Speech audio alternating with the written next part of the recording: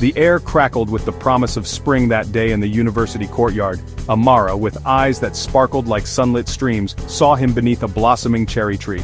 David. Their eyes met, and in that instant their world tilted. He was the charming athlete with a disarming smile. She, the brilliant artist with a heart full of dreams. Their love story unfolded like the pages of a well-worn book, each chapter filled with stolen kisses, whispered promises, and shared dreams. They were young, vibrant, and utterly convinced that their love was the kind that poets wrote about, the kind that weathered storms and emerged stronger. Amara, her heart overflowing with an almost tangible affection, believed in forever. He promised her the world. She never asked for much. All she desired was his love and the day he would finally slip a ring on her finger, a symbol of their enduring bond. But life, as it often does, had other plans. Graduation arrived, a moment filled with joy and anticipation. It marked not just the end of their academic journey, but the beginning of a new chapter in their lives. The world was their oyster, brimming with endless possibilities and dreams waiting to be realized. David, driven by ambition, pursued a demanding career, often working late into the night. Amara, ever supportive, put her own aspirations on hold to stand by his side. She found a steady job, one that paid the bills, but failed to ignite the fire in her soul. It was a means to an end, she told herself. She told herself it was temporary, a sacrifice she made for their future, a future that seemed just around the corner. Years flew by, marked by David's promotions and Amara's quiet sacrifices. Each promotion was a step forward for him, but a step back for her dreams. Her friends, now with families of their own, would ask, "When's the big day? When would she get her turn?"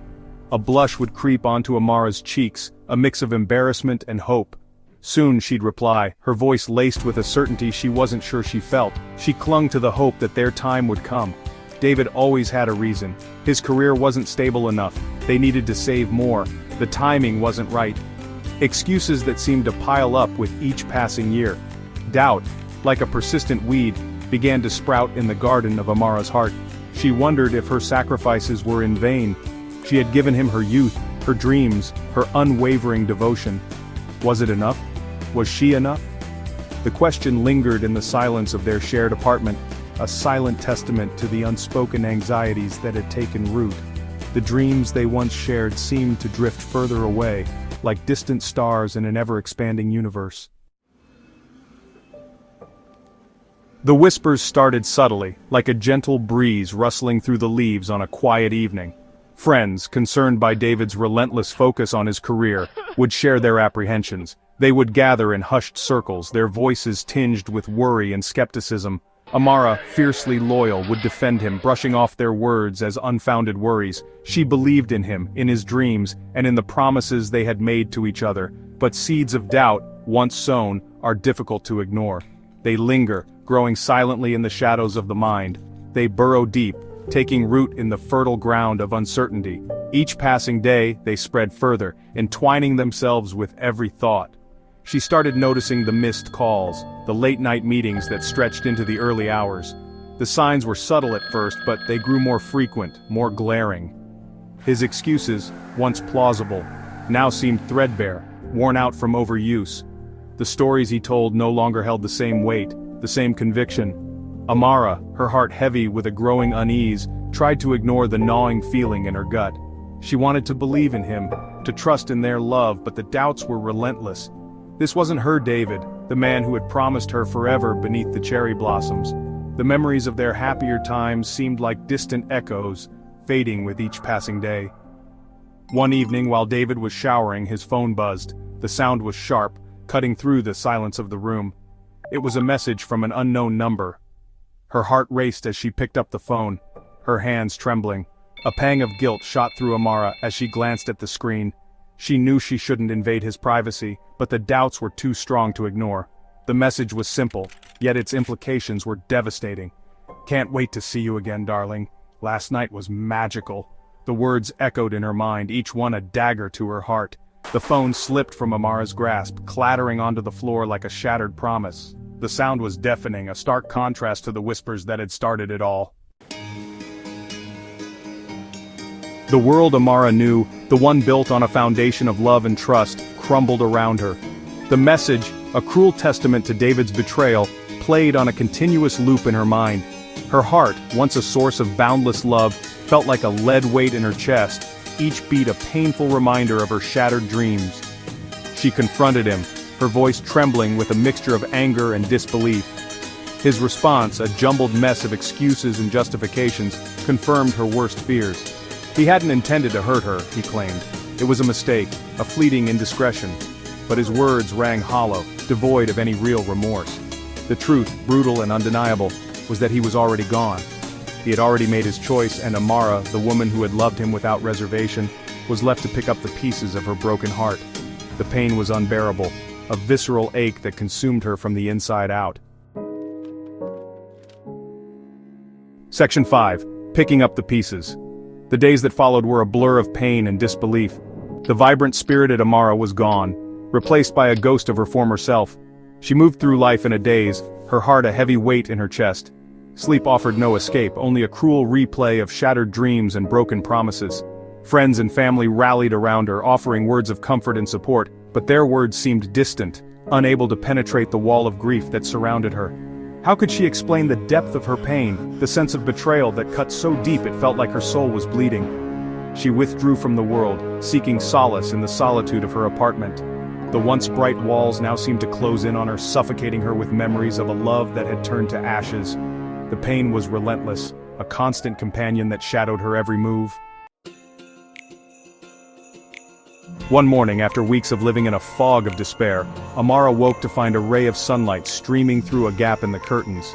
It was a small, almost insignificant thing, but to her it felt like a sign, a whisper from the universe that perhaps not all was lost. It illuminated a half-finished painting on her easel, a splash of color in the otherwise dreary landscape of her apartment. The painting had been abandoned for weeks, a testament to her lost passion and the darkness that had enveloped her life. A memory stirred within her, a faint echo of the passionate artist she used to be. She remembered the joy, the freedom, and the sense of purpose that painting had once brought her. With trembling hands she picked up a brush, the familiar feel of the cool metal against her skin sending a jolt of something akin to hope through her. It was as if the brush was an old friend, waiting patiently for her return. As she began to paint, the colors flowing onto the canvas like tears from her soul, she felt a glimmer of the old Amara resurfacing.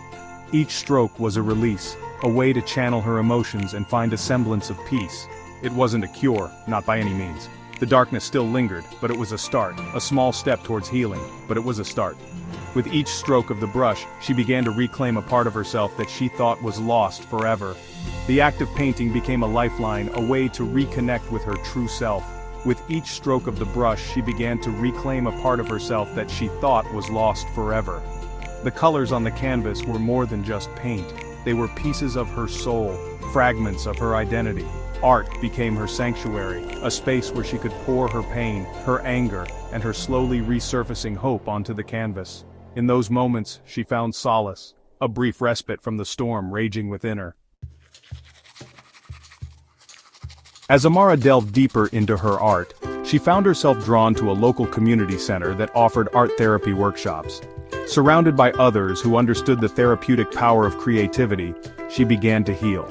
With each shared story, each brushstroke, she felt a weight lifting from her shoulders. She made new friends, women who had also known their share of heartbreak and disappointment.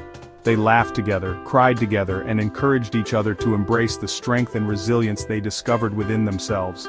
The woman who had once defined herself solely by her love for a man began to rediscover her own identity.